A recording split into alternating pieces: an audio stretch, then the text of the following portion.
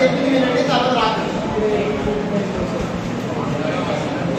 ఈ simple use case diagram లో మనకి త్రీ డిఫరెంట్ కేటగిరీస్ వాళ్ళు ఉంటారు. ఒకటి కస్టమర్, రెండు టెక్నీషియన్, మూడు బ్యాంక్. ఓకేనా?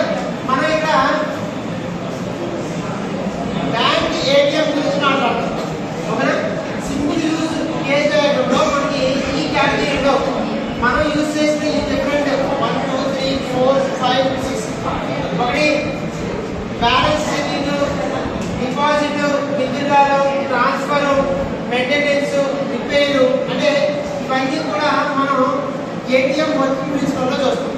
ఇందులో కస్టమర్ కి బ్యాంక్ మేనేజర్ బ్యాంక్ ఆఫీస్ కి ఉన్న రిలేషన్ అనేది ఏ కేసెస్ తో ఉండాలి, ఏ సందర్భంలో మనకి రిలేషన్ వీళ్ళిద్దరు రిలేషన్ ఉపయోగపడుతుంది, అండ్ అలానే టెక్నీషియన్ కి బ్యాంక్ ఆఫీస్ కి ఏ పర్పస్ కింద మనకి వాళ్ళిద్దరు రిలేషన్ అనేది చూస్తాం. జనరల్ గా మనకు వచ్చి ఏటీఎం మిషన్ దగ్గర డిఫరెంట్ ఆప్షన్స్ అనేవి ఉంటాయి.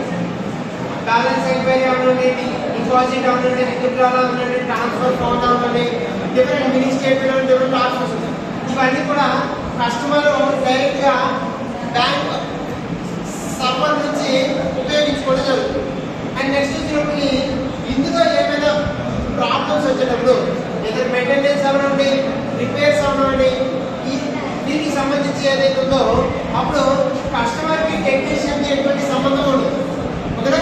టెక్నీషియన్ అనేది బ్యాంక్ ఆఫీస్ దగ్గర వాళ్ళు కనెక్ట్ చేసుకున్నారు ఏవైతే ప్రాబ్లమ్స్ రిపేరింగ్ అండ్ అలానే దాని యొక్క మెయింటెనెన్స్ కూడా కమ్యూనికేషన్ అనేది వీళ్ళిద్దరు ఉంటుంది. దీని బట్టి మనం అబ్జర్వ్ చేసింది ఏంటంటే ఏ కేసెస్ లో కూడా ఇన్ బిట్వీన్ ఎవరెవరికి రిలేషన్ అనేది ఉంటుంది. అంటే కస్టమర్ అనేది ఈ కేసెస్ యూజ్ చేయాలంటే ఓన్లీ బ్యాంక్ ఆఫీస్ సైట్ నుండి మాత్రమే యూజ్ చేయాలి, వీటికి సంబంధం ఉంటుంది. అండ్ అలాగే టెక్నీషియన్ వచ్చేటప్పుడు కూడా ఈ రెండు కేసెస్ లో మాత్రమే బ్యాంక్స్ యూజర్ దగ్గర మనం వర్కౌట్ వెరిఫికేషన్ అనేది చేస్తాం. రిమైనింగ్ వీటి టెక్నీషియన్ కి సంబంధం లేదు. ఇందులో ఏమైనా చేంజెస్ చేయాలన్నా లేదా కొత్త ఆప్షన్ పెట్టాలన్నా కూడా బ్యాంక్ ఆఫీస్ వల్ల ఆ సర్వర్ నుంచి మార్చుకోవచ్చు. అర్థమైందా?